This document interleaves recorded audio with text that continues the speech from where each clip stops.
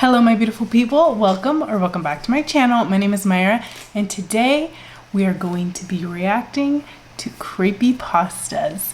But before we begin, if you haven't already, please be sure to hit that subscribe button down below. Like, comment, share, all that fun stuff. With that being said, let's get into it. Hey guys, it is actually really late at night and we have set the mood, the spooky mood. We were getting kind of freaked out earlier on. Yeah. It's a little scary. But today we're going to be reacting to some creepypastas. We were going to do the try not to get scared challenge, but we were getting scared, huh? The thumbnails were scary. Yeah, just by the thumbnails we're getting scared. So that was a big no. So instead we're going to do creepypasta. We'll see how it goes. And I forgot, sorry. This is my little sister Elizabeth. Hi. So, are you ready? Sure. Let's do it. Okay, which one are we doing first? Let's do the diner. The diner? Yeah. Okay. That looks scary. Here we go. We see the same faces passing by every day, my faithful wife and I. Ghosts walking by our windows, their faces gaunt and pale, their speech slurred, almost hauntingly so. They held up signs, although most of which read similar messages.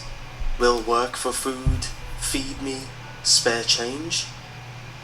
You had to feel sorry for the beggars and homeless on the streets when you run a respected neighborhood diner. Their faces unwashed. We thought that we could not just feed them for free. Then regular patrons would always demand the same treatment. That it would be unfair and unjust. Yet, at the same time, we couldn't just leave them out there just to rot either. We had to help them. We looked at the picture of our son, who went and never returned from war. And that was how our idea struck. The next day, when the night was going by lazily, we let this one man in. He introduced himself as Kyle. Kyle was one of those people. He had been sleeping in alleyways and the outskirts of town for years after he was laid off and lost his home, unable to make a living for himself with how bad the economy was doing. He ordered a brisket, the diner's speciality. In the kitchen, as she was preparing the man's food, my wife asked if what we were doing was right, if our method was a way to truly guide them. After a long discussion, I assured her that our friend, Kyle, would be thankful for us helping him along his way. Kyle's eyes lit up as we brought the plate out, and he began to chow down quickly. He was a hungry one. We wondered when was the last time he had ever had a good meal. His mouth was almost mechanical in how quickly it took him and chewed and swallowed each bite down. With a small smile, he thanked us for the wonderful meal. We just smiled on, out of courtesy more than anything else. He blacked out, and was later pronounced dead by the police. We covered it up well. After all, it turned out that the homeless man had a fatal disease and could have died any day. A bit of luck on our side there. The second, the third, the fourth. All these wretched souls that were set free of the suffering from homelessness, disease and starvation. Our efforts were put at rest after one certain customer came in. It still haunts us to this day. Not a moment goes by where we think about what we had done that one evening. He told us that his name was Jason, as I held the door open for him. He was a very scruffy man, in ragged and dirty clothing. It was an eyesore just staring at the guy for too long. He needed help, and we were the ones that set him on that path to a better place, a special and celestial kind of home up high. God was calling him to take him home with wide open arms. I felt it in my bones, in my blood. We gave him a big meal of steak to eat, and like the rest, he did not seem to notice that it had been spiked with poison. Oh, how he loved it. He told us how it reminded him of his mother's cooking when he was a child. We smiled in unison and waited for his freedom. And soon it came, as always, as we watched his eyes close for the very last time. The investigator, per usual, came as soon as possible. Surprisingly still, they had not suspected a single thing, despite the bodies piling up. At least until we turned ourselves in. Wait, The so man was apparently an amnesiac after a tragedy a few years back. they're like poisoning these homeless people? The owners of the diner are like poisoning the homeless people? I think. What the hell? Okay. The doctor, looking him over, noticed that the slum was wearing dog tags around his throat. And my heart sank as he read the name. I was confused at first, but then it struck home. It turned out that our poor, dear son never did die in the war after all. Wait, what happened? Oh my Was he goodness. poisoned? They poisoned their son. They poisoned the people of the diner were poisoning the homeless people, trying to put them out of their misery.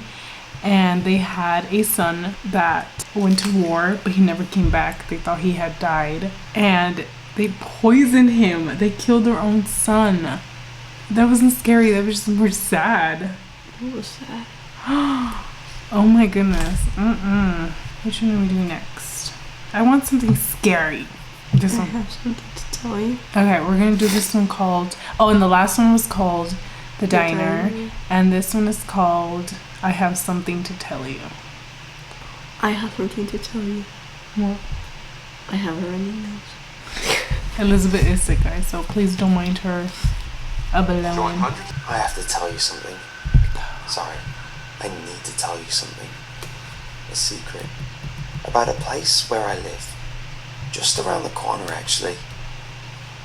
It has taken me 2 years to finally tell you this. You do not have to believe me. I understand that it may sound crazy. All I know is that I will never go there again. Not at the night, anyway. It's really creepy. For I have experienced what lies within those endless trees. I was 14. I'd heard rumors about the woods, and my mother had told me to never go in there, not even in the daylight. She told me it was dangerous. I used to always defy my mother, so I went in there with a couple of friends one night. The walk there was fine. I was eager to go see these so-called dangerous woods. We reached our destination. My heart already began to thump against my chest. The woods looked terrifying at night. I stood horrified amongst my friends. I no longer wanted to go inside. The trees towered over us, its branches like open arms welcoming us into darkness. It was too dark to see what lied within them. Not even the moon could light up the shadows. I had an uneasy feeling about the woods, and I begged my friends that we should go home. As you might guess, this ticked them off. I had dragged them out there, and now I was backing out. It's not like me to back out of things, but I did not want to go into those woods. We argued amongst ourselves. My friends were all against me, and thus the decision was decided that we go into the woods. And so we went in. The next morning, news broke out that a group of 14-year-old boys had been butchered to death in the woods. I felt nothing for them. I told them I did not want to go into those woods. I told them I had an uneasy feeling about that place. I was scared. I remember it so clearly. The four of them had decided to tell ghost stories just to add to my fear. One told of a man who lived in the woods, a lover for children's flesh, who would take them from behind when they were wandering through the woods alone and would. That's when my friends decided to run off. I chased after them, trying to follow their laughter. It wasn't long before my ears had guided me into another direction, and silence surrounded me. I was scared so much that I began to cry. Not something that a 14-year-old boy should be doing. But I was damn scared. My eyes couldn't adjust to the light, and I was left standing in what seemed like endless black fog. This is how I pictured hell. I couldn't stop thinking about that story. I had horrible thoughts of how it ended. I was convinced it was real. Terrified, I started a slow jog through the woods. I know it sounds stupid, but sprinting just made it feel more scary. I had picked up a rather large branch that had obviously snapped off one of the trees. Not much of a weapon, but it would have to suffice. Then I tried to find my way out. It seemed like I had been running for ages. Maybe I had been running in circles. I tried turning around and running in a different direction.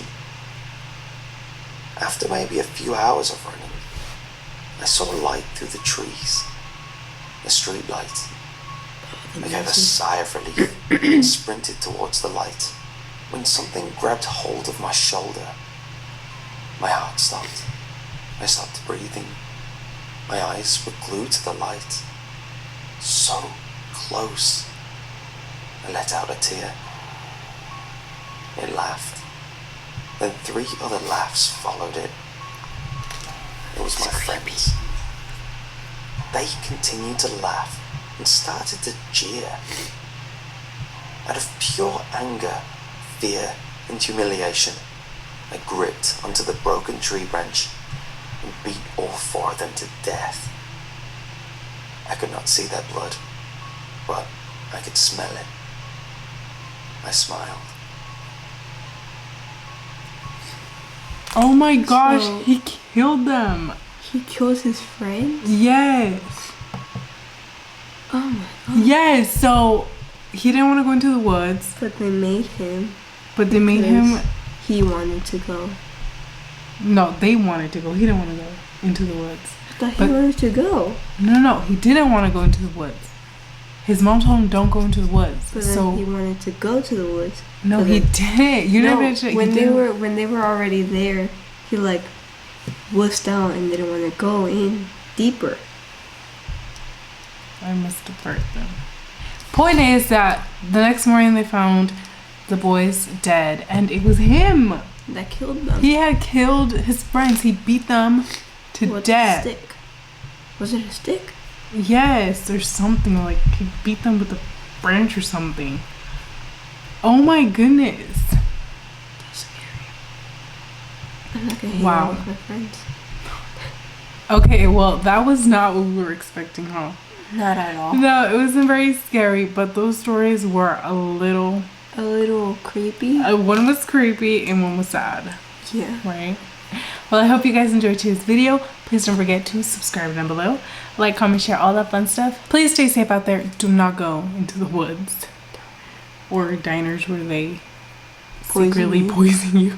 Please stay safe out there, and I will see you very soon.